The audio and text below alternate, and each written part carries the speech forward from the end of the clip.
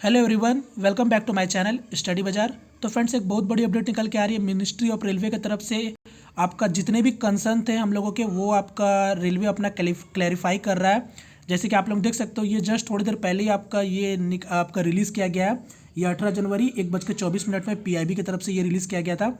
यहाँ पर जो भी कंसर्न थे, टोटल आपके 8 कंसर्न रखे गए थे और वो 8 का क्लैरिफिकेशन रेलवे अपने तरफ से दे रहा है। जैसे कि आप देख सकते हो, ये टोटल 8 कंसर्न का रेलवे आपका क्या क्लैरिफाई कर रहा है, क्लैरिफिकेशन दे रहा है, उसको हम लोग देख लेते हैं इस वीडियो में।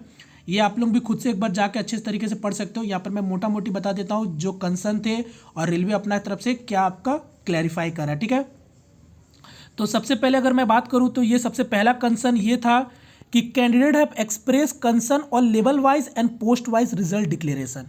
ठीक है, यहाँ पर जो आपका सबसे पहला यही था हम लोगों का कि जो रिजल्ट निकाला गया वो लेवल वाइज और पोस्ट वाइज क्यों निकाला गया है। ठीक है, तो रेलवे अपनी तरफ से यही क्लैरिफाई कर रहा है, the procedure for the shortlisting of candidate for the second stage computer based test had already been given elaborately under para 13 of the original notification, that is CEN 1/2019 published on this date. In this employment notification, 13 categories were advertised, which were open to graduate and 6 of these for undergraduate.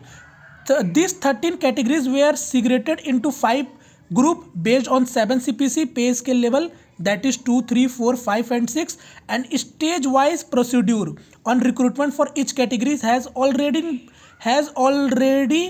been indicated clearly in para 13.6 of CEN।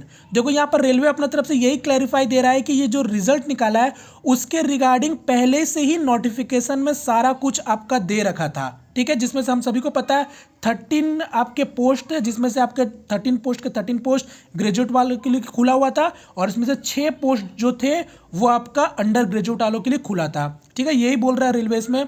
साथ ही साथ क्या बोला है कि every candidate was free to opt for all or any of this 13 categories subject to condition of eligibility. वही बोला जा रहा है कि आपका सभी स्टूडेंट को अपना मतलब फ्री होके वो किसी भी पोस्ट के लिए वो आपका अप्लाई किए, मतलब अप्लाई कर सकते थे एज पर एलिजिबिलिटी के हिसाब से। ठीक है, फिर वही लास्ट बोला गया है, the result is strictly as per provision laid down in notification. यानी सीधा सीधा बोला जा रहा है रेलवे की तरफ से कि आपका जो भी रिजल्ट निकाला गया उसके बारे पहले से ही आपका नोटिफिकेशन में क्लैरिफाई कर दिया गया था। ठीक है, ये पहला कंसर्न का जवाब आया रेलवे की तरफ से। सेकंड कंसर्न क्या था, यहाँ पर ये देखो, सेकेंड कंसर्न है कि concern have been express that the railway board had in the exam notification mentioned that CBT stage 1 will be a qualifying exam and candidate 20 times the vacancies will be short listed for CBT 2। यहाँ पर simply क्या बोला गया है कि जो CBT 1 था वो आपका सिर्फ क्वालिफाइंग एग्जाम था और साथ ही साथ जो बच्चे लेने थे वो सिर्फ आपको 20 गुना लेने थे। तो अब इसके ऊपर आपका क्या बोला गया रेलवे की तरफ से कि while the first stage CBT was a common exam for all the candidate, जो कि पारा 13.2 में बोल दिया गया था, जिसको हम लोग कई बार पढ़ चुके अब तक। ठीक है, अब क्या बोल रहा है कि accordingly all post falling with in the same level shall have a common second stage CBT 2, मतलब CBT। Therefore if a candidate is eligible and has opted for more then one level, ठीक है, इसका आगे भी है, more than one level, ओ sorry माफी चाहूंगा, more than one level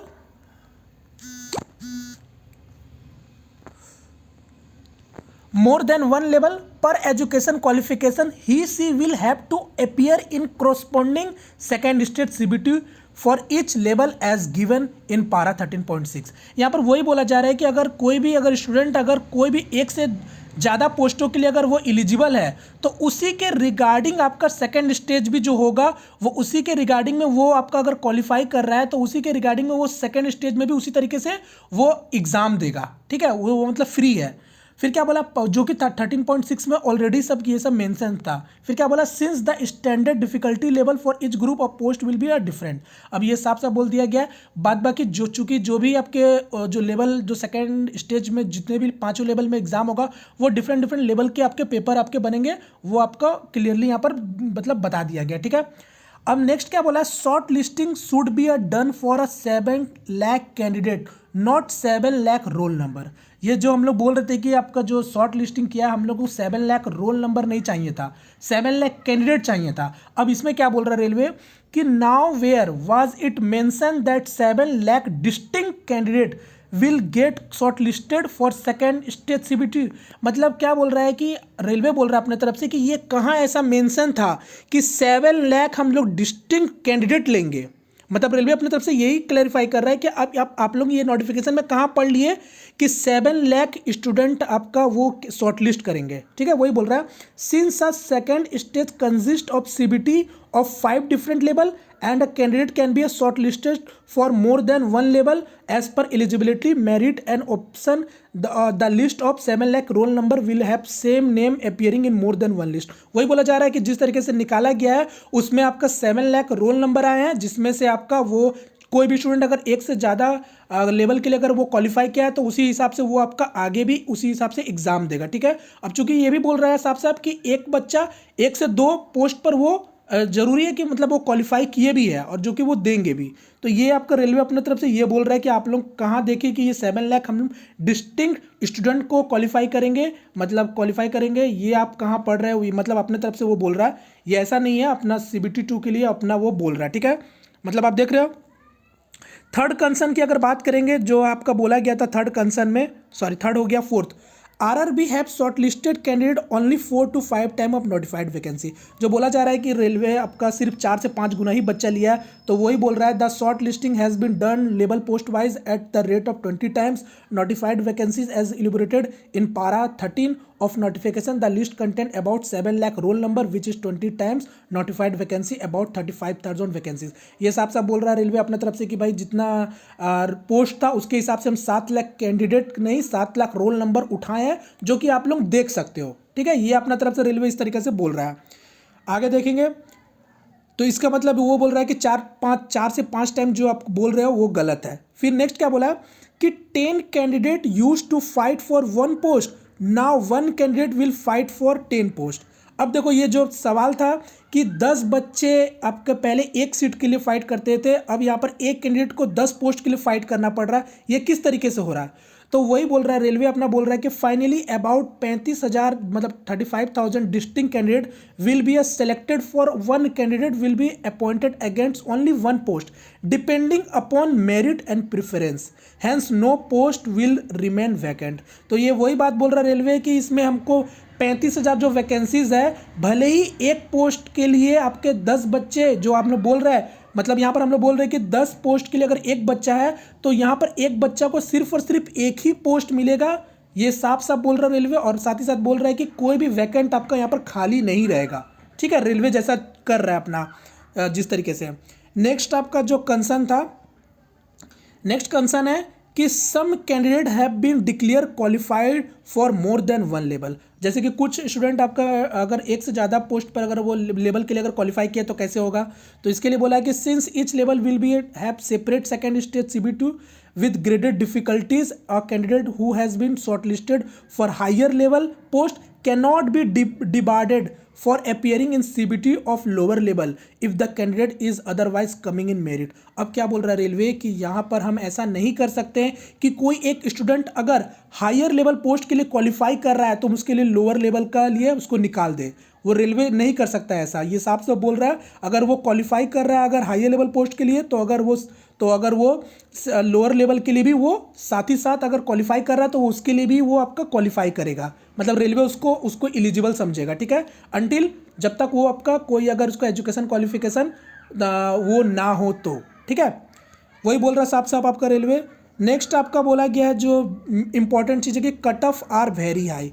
अब देखो यहाँ पर जो था कंसर्न कि कट ऑफ इतना हाई क्यों गया, तो रेलवे अपने तरफ से बोल रहा है कि the cut off have been prepare on the basis of normalize marks and normally higher than raw marks. ठीक है, बोल रहा है कि जो कट ऑफ तैयार किया जाता है वो आपका नॉर्मलाइज मार्क्स पर तैयार किया जाता है। ठीक है, और जो कि रॉ मार्क्स से हमेशा नॉर्मलाइज मार्क्स ज़्यादा ही होता है। ठीक है, ये बोल रहा है ज़्यादा ही होता है, जरूरी नहीं कि बोल रहे कि ज़्यादा ही होगा। ठीक है, यहाँ पर क्या लिखा, also cut off depend upon the number of vacancies notified for the level post since about 10,500 vacancies have been notified for 10+2 candidate across 21 RRBs as against 35,000, where graduate candidate are eligible. Cutoff for 10+2 have been higher than graduate candidate based on normalized score. अब देखो यहाँ पर simply क्या बोलना चाह रहा है railway अपने तरफ से कि भाई जो रॉ मार्क्स से ज़्यादा ही आपका होता है नॉर्मलाइज मार्क्स, जो कि होता भी है मगर आप देखे भी होंगे कम मार्क्स भी होता है। तो यहाँ पर रेलवे को ये भी समझ आना चाहिए कि नॉर्मलाइज मार्क्स में किन्हीं के कम भी बने हैं, ठीक है। अब यहाँ पर तो हम लोग को भी पता है कि जो कट ऑफ होता है वो आपका वैकेंसीज पर डिपेंड करता है कि कितना वैकेंसीज है। तो यही बोल रहा है कि जो 10+2 का जो वैकेंसीज था 35,000 में, उसमें करीब करीब 10,500 वैकेंसीज इंटर वाले पोस्ट के लिए था, ठीक है, 10+2 के लिए था। मगर बचे जो 15,000 जो पोस्ट होंगे वो क्या होंगे, ग्रेजुएट वाले के लिए ही सिर्फ भरेंगे। तो यहाँ पर जो 35,000, मैं कह सकता हूँ कि जो 35,000 जो पोस्ट होंगे वो तो ग्रेजुएट वाले भी भरेंगे, मतलब 35,000 वो ग्रेजुएट वाले पूरा का पूरा भरेंगे, मगर 10+2 तो सिर्फ और सिर्फ 10,500 के लिए ही ना भरेंगे, आपके अप्लाई करेंगे। तो इसीलिए बोल रहा है कि जो 10+2 का जो कट ऑफ है वो आपका ज़्यादा गया है, ठीक है, एज पर जितने वैकेंसीज थे उसके अकॉर्डिंग। और जैसे कि बोल चुका रेलवे कि जो भी अगर स्टूडेंट है अपना अगर उसका क्राइटेरिया अगर वो पार कर रहा है 10+2 का, तो वो आपका 10+2 के लिए भी क्वालिफाई कर रहा है और आपका ग्रेजुएट के लिए भी क्वालिफाई कर रहा है। वही बोल रहा है कि ग्रेजुएट का जो कट ऑफ है वो इंटर से इसलिए कम है, ठीक है, और इंटर का जो कट ऑफ है इसलिए वो ज़्यादा है। तो ये आपका रेलवे अपना इस तरफ से ये आपका क्लेरिफाई कर रहा है। और लास्ट आपका बोला गया है कि graduate candidate are getting undue benefit of becoming eligible for both graduate and 10+2 level post had there been different notification for graduate and 10+2 level post as used to done earlier, they would have to succeed in different exam। अब देखो यहाँ पर क्या बोल रहा है, जैसे बोला गया था ना कि जहाँ पर ग्रेजुएट वालों को ज़्यादा बेनिफिट मिल रहा है, ठीक है, क्योंकि 10+2 का भी वो पोस्ट के लिए अप्लाई कर सकता था और अपना पोस्ट के लिए भी अप्लाई कर सकता था। तो वही बोला जा रहा है कि अगर ये दोनों अलग अलग नोटिफिकेशन निकलता तो अच्छा होता, मतलब यही कंसर्न रखा गया था कि दोनों अलग अलग पोस्ट मतलब वैकेंसी निकलता तो ये अच्छा होता। तो अब इसमें क्या क्लैरिफाई बोला, मतलब क्लैरिफाई दिया गया रेलवे की तरफ से कि देखो the integration of recruitment for graduate on 10+2 level post have been done to save time and energy and also standard of CBT1 have been kept for 10+2 level so as to not to put disadvantage to 10+2 level student, and it is only in CBT2 that standard will be a different across level। अब देखो ये यहाँ पर साफ साफ वही बात बोला जा रहा है कि जो 10+2 का लेवल पर ही आपका CBT1 को आपका रखा गया था, और जो कि दोनों अलग अलग वैकेंसी नहीं निकाला गया, तो उसका कारण यही दिया गया है कि भाई ज़्यादा टाइम ना लगे, ज़्यादा एनर्जी ना लगे, ये रेलवे अपने तरफ से ये बोल रहा है। अब चूंकि यहाँ पर आप देख सकते हो 3 साल ऑलरेडी लग चुका है, तो अब ज़्यादा टाइम क्या ही लगेगा अब इसमें। तो यही बोला गया है कि ज़्यादा टाइम ना लगे, ज़्यादा एनर्जी किसी का वेस्ट ना हो, इसलिए हम लोग 10+2 और ग्रेजुएट को मिला के वैकेंसीज निकाले थे। और इसमें जो हम लोग CBT1 का जो एग्ज़ाम रखे थे वो आपका 10+2 के लेवल पर ही था, ठीक है। तो इसलिए बोला गया कि यहाँ पर यही बोला गया कि 10+2 लेवल में ही था, मगर जो CBT2 होगा वो यहाँ पास आपका डिफरेंट लेवल का आपका होगा। तो यही आपका क्लैरिफाई आपका रेलवे की तरफ से आपका दिया गया थोड़ी देर पहले।